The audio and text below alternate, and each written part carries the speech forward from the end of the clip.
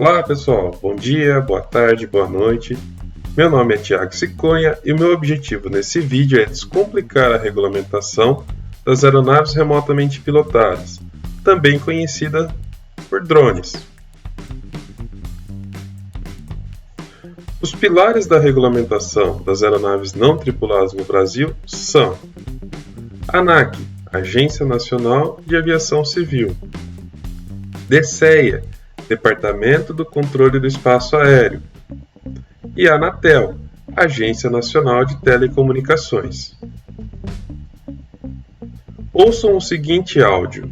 A Polícia Rodoviária Federal está começando a usar drones, aqueles aparelhos que voam e registram imagens pilotados por controle remoto. O Departamento de Controle do Espaço Aéreo da ANAC já autorizou o uso dos drones nas estradas. Notaram que a jornalista disse a seguinte frase? O Departamento de Controle do Espaço Aéreo da ANAC? Exato. Vamos melhorar um pouco isso. A ANAC, Agência Nacional de Aviação Civil, ela regula a habilitação do piloto e a certificação ou cadastro da aeronave. Já o DCEA, Departamento do Controle do Espaço Aéreo, regula o acesso ao espaço aéreo. E a Anatel, Agência Nacional de Telecomunicações, regula a parte de radiofrequência nesse contexto de aeronaves remotamente pilotadas. Em maio de 2017, a ANAC aprova o RBAC ECO 94, que trata dos requisitos gerais para aeronaves não tripuladas no âmbito do uso civil. Também introduz as instruções suplementares que darão suporte ao novo regulamento. Acessando o acervo normativo na página da ANAC, observamos que o regulamento continua ainda na sua versão original. Porém, assim como ocorre com as aeronaves tripuladas, os regulamentos evoluem. A própria ANAC salienta no RBAC ECO 94 que é esperado que a experiência obtida na prática nos próximos anos resulte em um maior conhecimento e superação dos desafios para uma ampla integração desta classe de aeronaves no sistema de aviação civil. Ou seja, em algum momento ele pode deixar de ser um regulamento especial. Logo no início do regulamento, o mesmo informa que há uma única situação na qual o voo autônomo será permitido. Mas o que seria algo autônomo? Vejamos a seguir.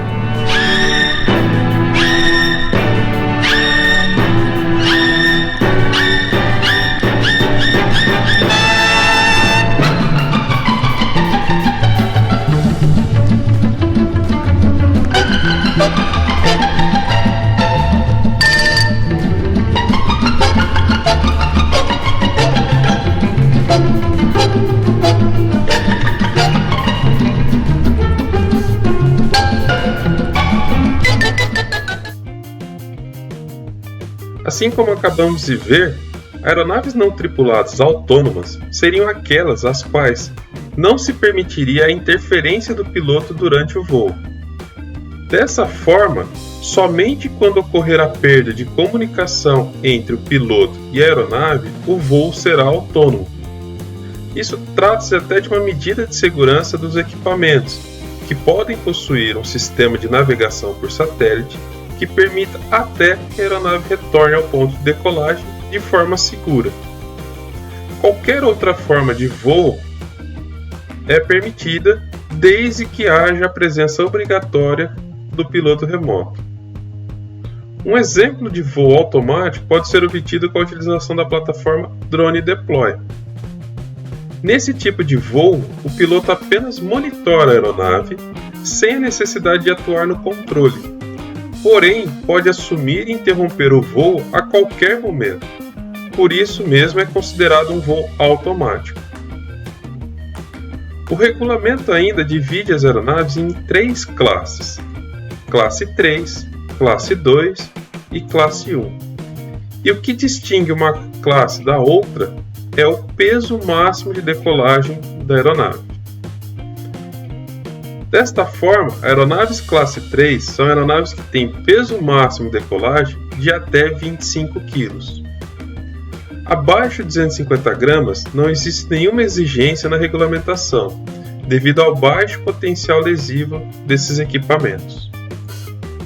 Classe 2 são aeronaves que têm peso máximo de decolagem acima de 25 kg, porém abaixo de 150 kg.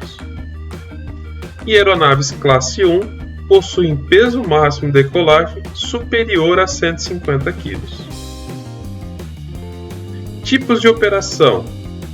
Então nós temos a operação por linha divisada, ou seja, o piloto, sem auxílio de observadores, mantém o contato visual direto com a aeronave sem o auxílio de outros equipamentos.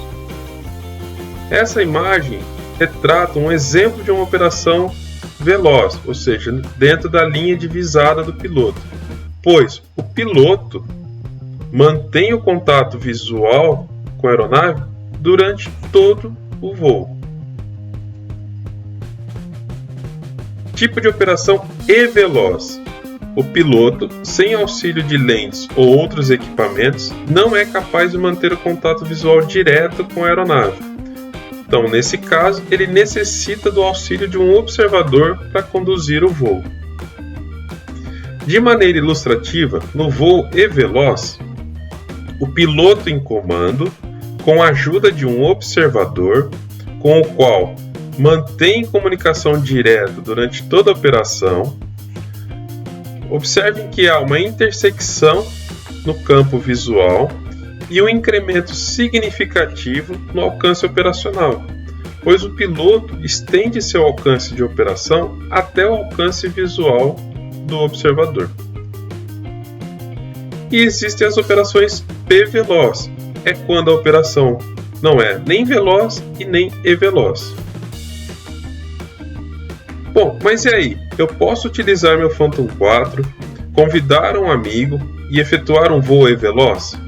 Ou mesmo um voo B-veloz, já que o equipamento suporta longo alcance e eu consigo vê-lo pela imagem do aplicativo que o fabricante disponibiliza? Então eu já adianto para vocês que não. E vamos entender por que não. Então, dentro de um fluxo de trabalho da ANAC, a primeira pergunta é o seguinte: o uso é recreativo? Se a resposta for afirmativa, nós temos um aeromodelo. A próxima pergunta é: esse equipamento possui peso máximo de decolagem inferior a 250 gramas? Se a resposta também for positiva, não há necessidade de nenhum documento emitido pela ANAC. Porém, se esse equipamento tiver mais do que 250 gramas de peso máximo de decolagem e menos do que 25 kg, você precisa cadastrar esse equipamento no sistema chamado CISANTE. Ok? Se o uso não for recreativo, nós temos um RPA, uma aeronave remotamente pilotada. A próxima pergunta é a mesma no caso do aeromodelo. Peso máximo de decolagem é inferior a 250 gramas? Se for inferior a 250 gramas, também não há necessidade de nenhum documento emitido pela ANAC. Porém, a próxima pergunta seria: ele tem mais do que 25 kg? Ou seja, estamos falando de uma aeronave classe 2 ou classe 1? Se a resposta for afirmativa, nós precisaríamos de um certificado de aeronavegabilidade. Porém, se a resposta for negativa, ou seja, estamos falando de uma aeronave classe 3, existe uma nova pergunta: o voo é dentro da linha divisada? Será abaixo de 400 pés? Se a resposta for negativa, também precisaremos de um certificado de aeronavegabilidade. Caso contrário, basta cadastrar esse equipamento no CISANTE, a plataforma fornecida pela ANAC. Ok? O certificado de aeronavegabilidade para aeronaves remotamente pilotadas é chamado de CAER. Bom? Então a resposta para a questão que fizemos anteriormente é não, pois até o presente momento nenhum equipamento da fabricante DJI no Brasil possui seu projeto aprovado para voos E-veloz ou B-veloz, tanto abaixo quanto acima de 400 pés. A ANAC também trabalha com um conceito chamado conceito da proporcionalidade, onde ela faz a gradação da regulação. O eixo vertical traz o rigor do requisito técnico e a intensidade da participação na ANAC. Quando a gente fala de rigor do requisito técnico, a gente poderia simplificar dizendo que é o aperto da regra, é o rigor técnico que é aplicado. Quando a gente fala da intensidade da participação da ANAC, é o quanto a ANAC se envolve nesse processo, pois não adianta um alto rigor técnico sem a verificação. Já no eixo horizontal, nós teremos risco à segurança, efeitos colaterais como ruídos e emissões e assimetria de informação.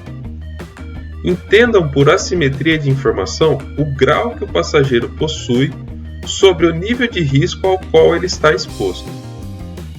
Dessa forma, teremos essa distribuição das aeronaves numa gradação da regulamentação. Então, aeronaves de pequeno porte e aeronaves de grande porte de transporte, por exemplo, de passageiros. Então, no caso dessa aeronave aqui, o rigor do requisito e a intensidade de participação da ANAC é alto, assim como o risco à segurança devido ao impacto que esse equipamento pode causar. Ok? Do contexto das aeronaves remotamente pilotadas, dadas as limitações operacionais atuais, ou seja, a gente não tem transporte de passageiros e nem carga com aeronaves remotamente pilotadas, por enquanto. O espaço aéreo durante essas operações é segregado e é normalmente afastado de áreas densamente povoadas. Levando em consideração essas limitações, a gente teria hoje, por exemplo, uma aeronave da classe 1 equiparável a uma aeronave de pequeno porte da aviação geral em níveis de gradação da regulamentação. Para aeronaves de pequeno porte, então RPAs que vão voar abaixo de 400 pés e dentro da linha divisada, não há nenhum paralelo com a aviação tripulada em termos de rigor de regulação. Por isso que a gente só precisa ter a certidão de cadastro emitida pelo CISANT. Mas lembrem-se, a regulamentação tem uma natureza reativa.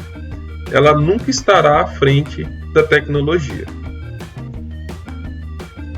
De forma resumida, vamos olhar o que cada classe demanda em termos de processos e documentos que são necessários. Então, aeronaves da classe 1 passam por um processo chamado certificação. Nesse processo, uma série de requisitos devem ser atendidos. Requisitos do RBAC 21, RBAC 23, RBAC 27 e assim por diante. Ao término do processo de certificação, a agência emite um certificado de aeronavegabilidade. E essa aeronave precisa ter o registro realizado de acordo com o Registro Aeronáutico Brasileiro, o RAB. Aeronaves classe 2 passam por um processo chamado autorização de projeto. Nesse caso, basta atender requisitos do Regulamento Especial ECO 94. Ao término do processo, será emitido um CAER, um Certificado de Aeronavegabilidade, especial para aeronaves remotamente pilotadas. E as aeronaves também precisam ter o registro no RAB. E de forma semelhante, aeronaves classe 3 que farão a operação acima de 400 pés ou além da linha divisada, o processo é o mesmo em relação a uma aeronave classe 2. Aeronaves classe 3 que irão operar abaixo de 400 pés e dentro da linha divisada não passam por nenhum processo, basta atender alguns dos requisitos do Regulamento ECO 94, não há necessidade da emissão de nenhum certificado pela agência reguladora, porém você precisa cadastrar sua aeronave no CISANT. O primeiro CAER emitido no início do ano foi para a aeronave IB da SenseFly e seguiu a orientação técnica da equipe da AL Drones. Então percebo nessa imagem aqui que as aeronaves possuem matrículas, elas foram registradas no RAB. Vejamos aqui os seguintes cenários. Temos as aeronaves classe 3, ou seja, peso máximo de decolagem entre 250 gramas e 25 kg. Aeronaves que farão voo dentro da linha divisada e abaixo de 400 pés ou 120 metros. Na intersecção desses três cenários, nós teríamos as aeronaves como o Phantom 4, por exemplo, que podem operar dentro da linha divisada, abaixo de 400 pés, e são aeronaves classe 3. Por quê? Porque essas aeronaves não passaram por nenhum processo de autorização de projeto. Então elas não podem realizar voos diferentes da linha divisada ou acima de 400 pés. Já o IB, por exemplo, ele cai nessa intersecção. Se trata de uma aeronave classe 3, que pode fazer voo além da linha divisada, ou seja, BVLOS, porém não pode ultrapassar os 120 metros de altura. Aqui, nessa intersecção, nós provavelmente encontraremos aeronaves voltadas para pulverização agrícola, onde realizaremos voos dentro da linha divisada, abaixo de 120 metros, porém deixarão de ser aeronaves classe 3, provavelmente aeronaves classe 2. E nessa última intersecção aqui, nós teríamos, por exemplo, uma aeronave da Exmode, uma fabricante brasileira, o Arator 5 Bravo. Mas isso daqui é válido somente até 15 de setembro de 2019. Por quê? A partir dessa data, essa aeronave passou a ser a BVLOS também. Então veja a notícia, ó, Arator 5 Bravo é aprovado pela ANAC para voos BVLOS. Então, se a gente acessar a página da ANAC, existe essa opção aqui, ó, projetos autorizados. E lá nós teremos a listagem dos equipamentos que passaram por processos e têm autorização para certas características, para certos tipos de operação.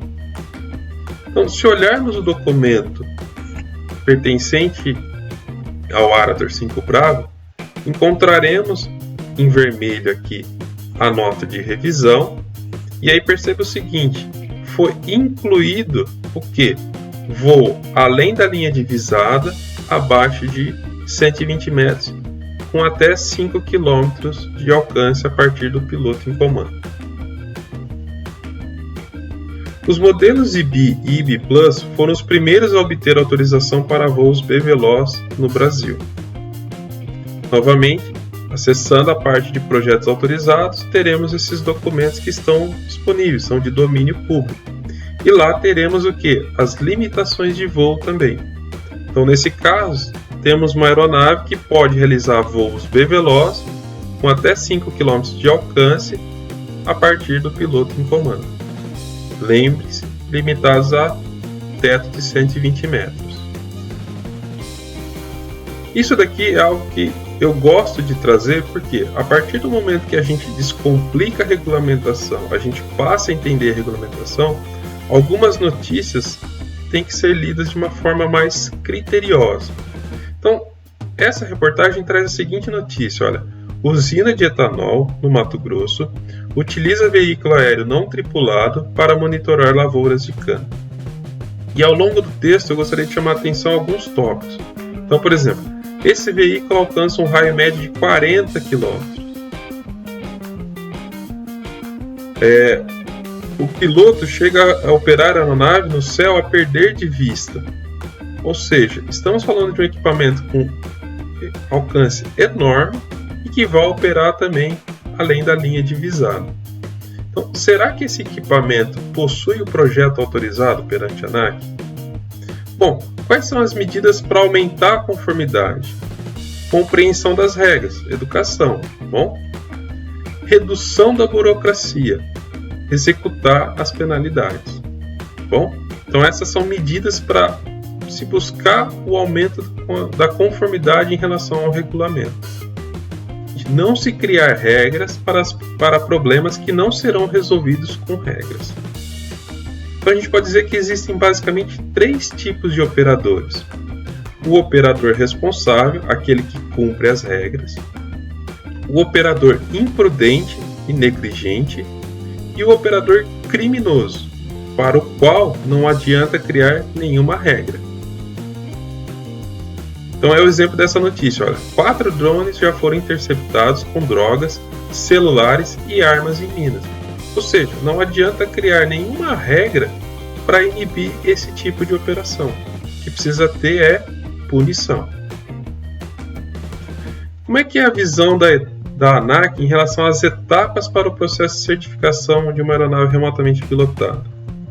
Existe a fase de teste, onde você tem um protótipo e para realizar os voos com esse protótipo é emitido um CAB, se forem aeronaves classe 1 ou classe 2, ou aeronaves classe 3 que realizarão voo B-veloz ou acima de 400 pés. A segunda etapa é a autorização de projeto. Então, no caso de aeronaves classe 1, é feita uma certificação de tipo. Aeronaves classe 2 ou classe 3 que operarão além da linha divisada ou acima de 400 pés, esse processo é chamado de autorização de projeto. Na etapa seguinte, temos a certificação de aeronavegabilidade, ou seja, existe um certificado para cada da aeronave produzida que está em conformidade com o seu certificado de tipo ou o seu projeto aprovado. E a aeronave deve ser registrada no RAB.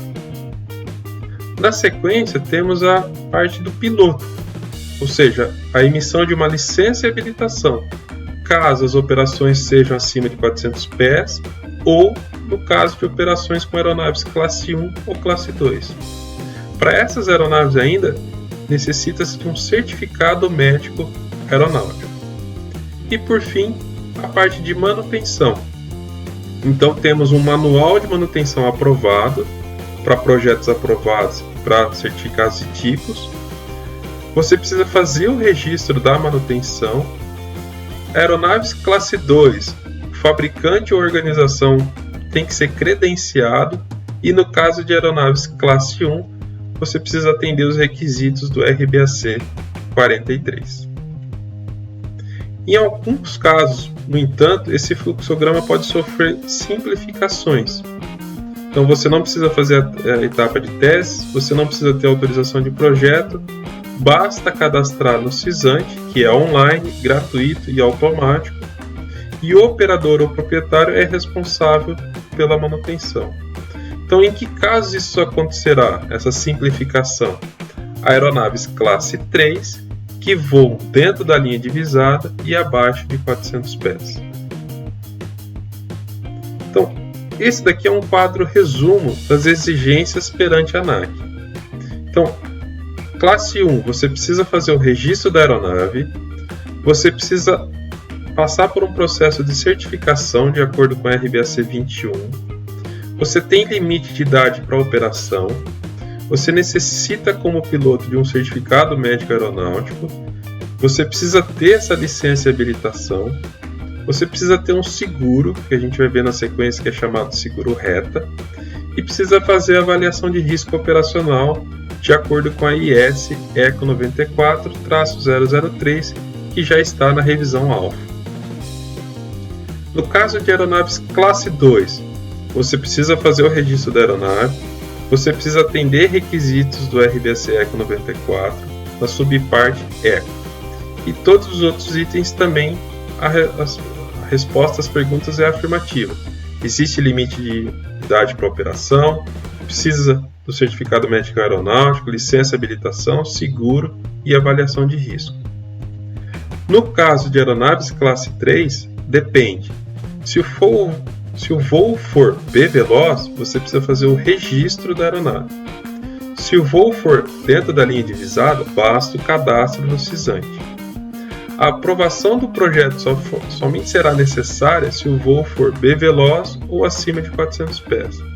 Existe limite de idade para operação, porém não é necessário o certificado médico aeronáutico.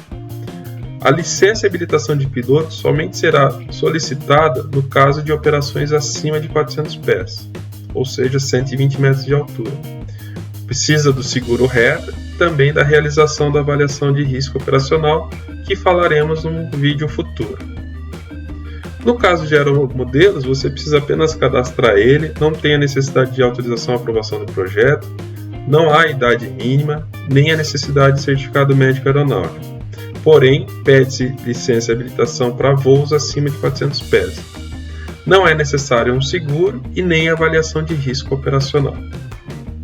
E para todas as classes, entende-se que os voos devem ocorrer em áreas distantes de terceiros ou que as pessoas deem a sua anuência ou que haja uma barreira física suficientemente forte para que você possa estar perto da operação desses equipamentos. Então aqui é um exemplo de uma barreira física utilizada pela Mundugel durante a Feira Drone Show. Então esse espaço ele é reservado para demonstração de equipamentos e aí com isso as pessoas podem se aproximar desses equipamentos em operação. Uma coisa que o regulamento traz é o seguinte: não é permitido voar se a distância horizontal para o equipamento for inferior a 30 metros de pessoas não anuentes. Okay? Então, dentro desses 30 metros horizontais, se você não tiver anuência dessas pessoas, o voo não é permitido. E por que existe essa preocupação com os 30 metros horizontais para pessoas não anuentes? A gente já tem uma série de estudos que demonstram o potencial lesivo desse equipamento. Bom, lembrando daqueles cenários de operação, ou seja, a aeronave classe 3, dentro da linha divisada, abaixo de 120 metros, teremos a necessidade apenas da emissão da certidão de cadastro. E essa é a cara do documento. Tá? Você pode cadastrar o seu equipamento para uso não recreativo e também para uso recreativo. Então, o uso não recreativo tem essa tarja azul e o uso recreativo tem essa tarja verde. Lembrando que a certidão de cadastro deve ser renovada a cada 2 anos. E é legal que o próprio sistema te avisa. Ele te envia um e-mail dizendo, olha, está para vencer o seu cadastro. Tá? O processo de renovação é super simples, então basta clicar nesse ícone aqui, ó, e você vai ter essa informação. Tem certeza que deseja estender a data de validade do certificado? Se você confirmar, o certificado da aeronave foi renovado, basta você fazer o download desse novo certificado com a validade estendida por mais 2 anos.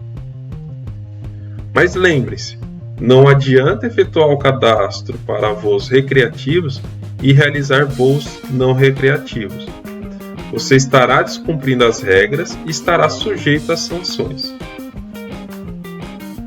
Somente é permitido operar uma aeronave remotamente pilotada se durante a operação você tiver os seguintes documentos disponíveis: certidão de cadastro, ou certificado de matrícula, ou certificado de marca experimental, todos válidos conforme o tipo de operação, o manual de voo e a apólice de seguro reta, que significa responsabilidade do explorador e transportador aeronáutico. Falando um pouquinho desse seguro, ele é um seguro praticamente de cobertura a terceiros. Então aqui eu estou trazendo um exemplo de uma apólice, onde você encontra o prefixo da aeronave, e aí percebo que aqui tem 9 dígitos e não a matrícula, né? O ano de emissão e o limite de cobertura. Bom,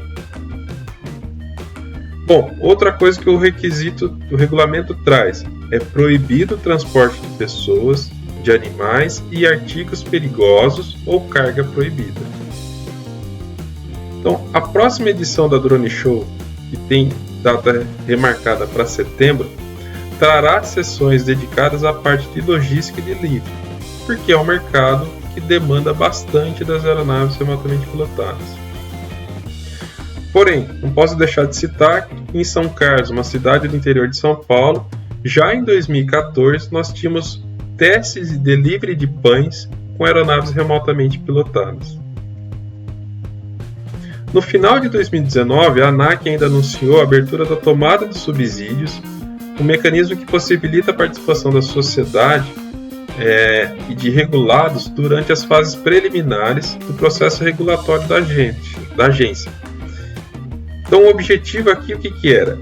A ANAC identificou a necessidade de rediscutir o assunto para permitir a contínua evolução do mercado em condições seguras. Então, ela abriu a consulta pública para justamente todos os envolvidos nesse mercado opinarem sobre melhorias no regulamento.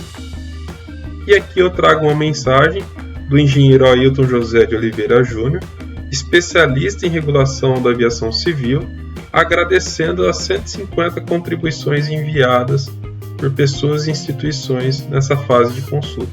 Então, provavelmente a gente deve ter em breve, talvez uma revisão do regulamento ECO 94, trazendo essas contribuições que foram dadas.